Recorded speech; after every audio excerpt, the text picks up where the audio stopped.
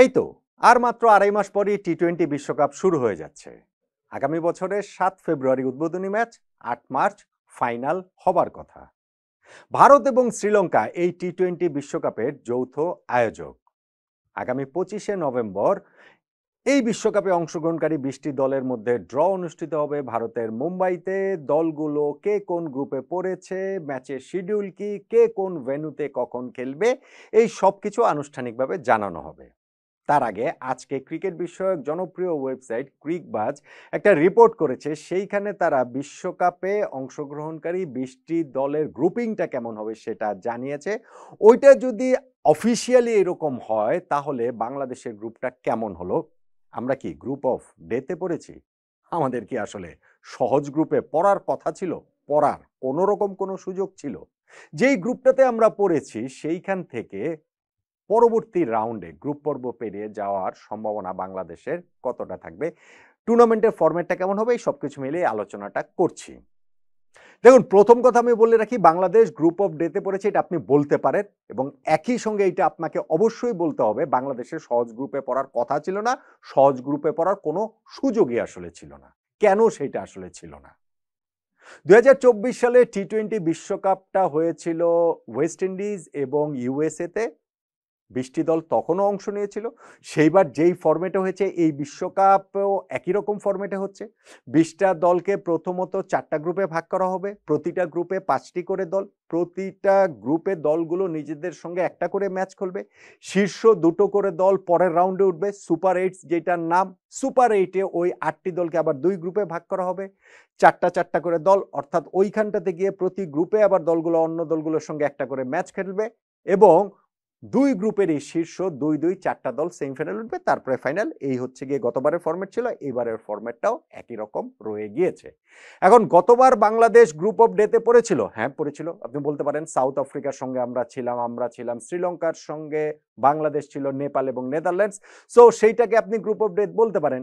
এইবার যেই গ্রুপিংটা দিয়েছে ক্রিকবাস, সেই অনুযায়ী বাংলাদেশের গ্রুপে ইংল্যান্ডের থাকার কথা, ওয়েস্ট ইন্ডিজের থাকার কথা, নেপালের থাকার কথা এবং ইতালির থাকার কথা। ইতালি, তারা এখন ক্রিকেট খেলে, টি-20 বিশ্বকাপের জন্য তারা কোয়ালিফাই করেছে।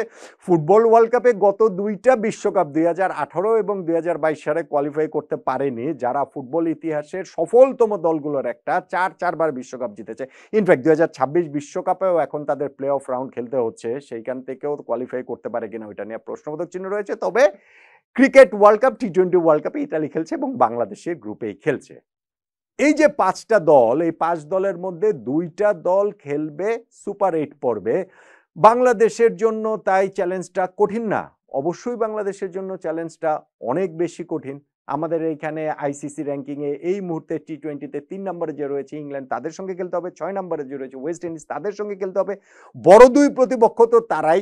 নেপালকেও আপনি একেবারেই উড়িয়ে দিতে পারবেন না, তারা ওয়েস্ট ইন্ডিজকে হারিয়েছে, নিশ্চয়ই সেটা আমরা ভুলে জানি। ইনফ্যাক্ট গত টি-20 ওয়ার্ল্ড কাপেও বাংলাদেশ নেপাল এক গ্রুপে ছিল, এবং আমাদের কিন্তু তাদের হারাতে মোটামুটি ঘাম ঝরে গিয়েছিল। 106 রানে আমরা অল আউট হয়ে একটা বিরাট অঘটনের শিকার হয়ে যাই কিনা ওরকম একটা অবস্থা ছিল। পরে যাই হোক, ওদেরকে আবার 85 রানে আটকে দিয়ে আমরা 21 রানে ম্যাচটা জিতে নিয়েছিলাম। এখন বাংলাদেশের আমি বলছি যে গ্রুপ অফ ডেথ, আমাদের কি সহজ গ্রুপে পড়ার কোনো আসলে অপশন ছিল কিনা? ভাই, অপশনটা থাকবে কিভাবে আমাকে বলেন? টি-20 ফরম্যাটে আমরা যদি র্যাঙ্কিংও হিসাব করি, বাংলাদেশ 9 নাম্বার র্যাঙ্ক দল, এবং আমাদেরও পরে রয়েছে আফগানিস্তান। ফলে 4টা গ্রুপ যে হবে, সেই 4টা গ্রুপে বাংলাদেশের সঙ্গী হিসাবে যে কোনো 2টা বড় দল তো থাকবেই সবসময়। সো বাংলাদেশ যেই গ্রুপেই পড়ুক না কেন, সেইটাই গ্রুপ অফ ডেথ, সেইটাই বাংলাদেশের জন্য টপকে যাওয়াটা চ্যালেঞ্জিং। এইটাকে নিয়ে আলাদা শোরগোলের তাই কোনো জায়গা আছে বলে আমার কাছে অন্তত পক্ষে মনে হয় না। বরং আমার কাছে মনে হয় এই যে বাংলাদেশ যে গ্রুপটাতে পড়েছে, অবভিয়াসলি আমরা তো এক্সপেক্ট করবই ইতালি তো হারাবই, ওইটা কোনো ইস্যু না। ধরেন নেপাল ওয়েস্ট ইন্ডিজকে হারিয়ে দিয়েছিল, গত টি-20 ওয়ার্ল্ড কাপে আমাদেরকে ভয় ধরিয়ে দিয়েছিল, এবং তারা মাঝে মাঝেই চমকে দেয়, তাদের ওই উন্মাতাল ক্রিকেট দর্শক রয়েছে, তারপর নেপালের বিপক্ষে বাংলাদেশ জয়তো প্রত্যাশিত। ইংল্যান্ড র্যাঙ্কিংয়ে 3 নম্বরে রয়েছে টি-20-তে, কিন্তু লাস্ট যে সিরিজটা আমরা খেলেছি, মানে আমি যদি পজিটিভ দেখতে চাই, ঘরের মাটিতে আমরা ইংল্যান্ডের বিপক্ষে সিরিজ জিতেছিলাম। ওয়েস্ট ইন্ডিজের কাছে কিছুদিন আগে আমরা ঘরের মাটিতে 3 ম্যাচে 3টাই হেরেছি সত্যি, কিন্তু গত বছরইতে আবার ওয়েস্ট ইন্ডিজে গিয়ে আমরা 3 ম্যাচে 3টাই জিতে এসেছিলাম। ফলে বাংলাদেশের জন্য গতবার আমরা সাউথ আফ্রিকা, শ্রীলঙ্কার গ্রুপ থেকে সুপার 8-এ উঠেছি, এইবার এই ইংল্যান্ড ওয়েস্ট ইন্ডিজের গ্রুপ থেকে আমরা সুপার এইটসে উঠতে পারবো না গ্রুপ পর্ব পেরিয়ে, আমার কাছে সেইটা মনে হয় না। এবং গ্রুপটা যে ভয়ঙ্কর রকমের কঠিন বাংলাদেশের হয়েছে, আমার কাছে সেইটাও মনে হয় না। যেমন হওয়ার কথা ছিল তেমনই হয়েছে। অন্য যে কোনো দুইটা এরকম বড় দল বাংলাদেশের গ্রুপে আসলে পড়তোই, আমাদের টি-20-র যে অবস্থা এবং আমাদের র্যাঙ্কিংয়ের যে অবস্থা সেই সব কিছু বিবেচনায় নিয়ে।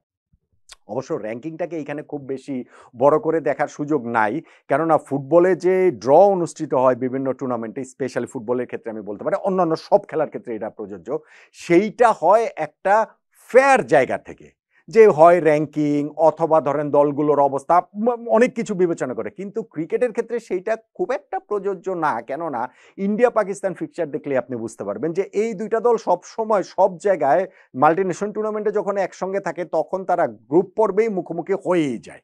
সেইটাতে ক্রিকেটেও ইন্টিগ্রিটি যতটা না থাকে তার চেয়ে বেশি করে, ওটা আসলে থাকেই না, সবচেয়ে বেশি করে থাকে হচ্ছে গিয়ে এর কমার্শিয়াল ভ্যালুটা।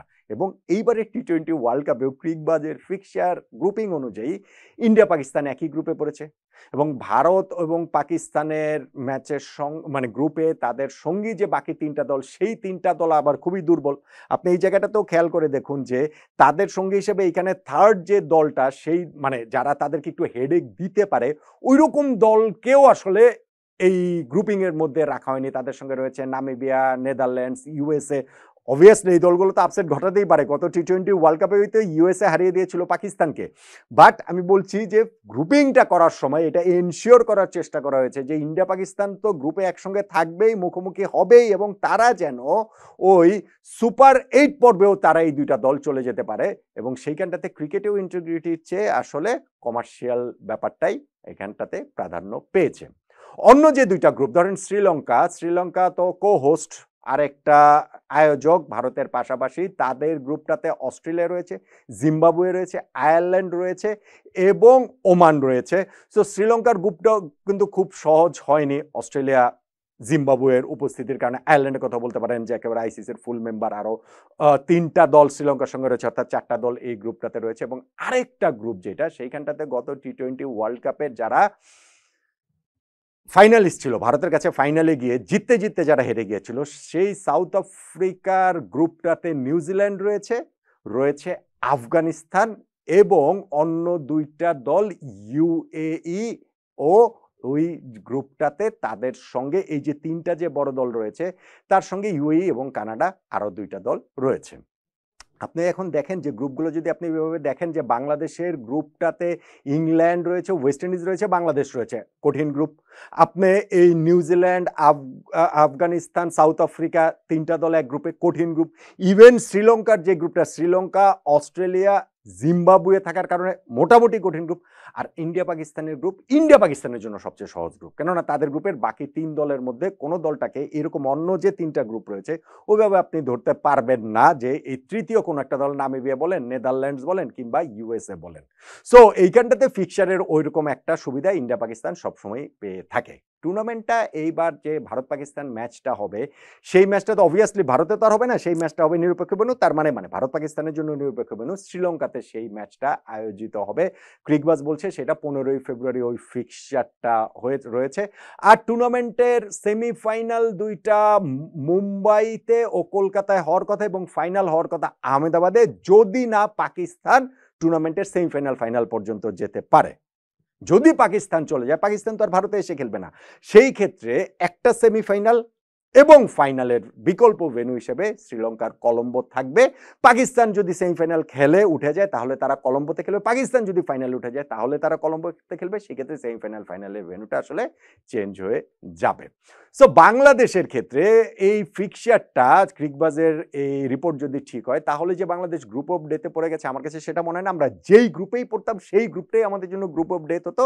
টি-20 ফরম্যাটে আমরা যেই জায়গাটা রয়েছি সেই বিবেচনা যদি আমরা করি, এবং গত টি-20 ওয়ার্ল্ড কাপের কথাও আমি বললাম যে সাউথ আফ্রিকা, শ্রীলঙ্কার গ্রুপ থেকেই তো আমরা সুপার 8 উঠে গেছি। ইনফ্যাক্ট আমরা সেমিফাইনালে উঠতে পারতাম যদি না আফগানিস্তানের বিপক্ষে সেই ম্যাচটাতে আমরা ওই রকম ব্লান্ডার করতাম। 19 বলে 43 রান করার মতো একটা আমরা চেষ্টাটাই যে আমরা করিনি, ওই যে মাহমুদুল্লাহ রিয়াদ 5টা বল যে ঠেকিয়ে দিলেন, যাই হোক সেটা আমরা পারিনি। ফলে আমার এখানে ইংল্যান্ড ওয়েস্ট ইন্ডিজের গ্রুপে বাংলাদেশ পড়ার পরও আমার কাছে মনে হয় যে এই গ্রুপ থেকে বাংলাদেশের পক্ষে সুপার 8 যাওয়া সম্ভব খুবই সম্ভব। আর গ্রুপ অফ ডেথ বাংলাদেশেরটা আপনি ওইভাবে বলতেও পারেন, শ্রীলঙ্কার গ্রুপও বলতে পারেন, কিন্তু আমার কাছে সবচেয়ে কঠিন গ্রুপ যেটা মনে হয় সেটা হচ্ছে গিয়ে সাউথ আফ্রিকা, নিউজিল্যান্ড, আফগানিস্তান। এই যে এই ৩টা দল একই গ্রুপে রয়েছে, ওই গ্রুপটাকেই আমার কাছে মনে হচ্ছে যে গ্রুপ অফ ডেথ বাংলাদেশের গ্রুপের চেয়েও বেশি করে। কতটা একমত হলেন আপনি? এবং ভারত পাকিস্তান এই ফিক্সচারটা যে সবসময় তাদের যে একই গ্রুপে রেখে কমার্শিয়াল ভ্যালু থেকে এই কাজটা যে করা হয় ক্রিকেটীয় সততার চেয়ে বেশি করে, এই বিষয়ে নিশ্চয়ই আপনাদের কারো কোনো দ্বিমত নেই, থাকার কোনো কারণও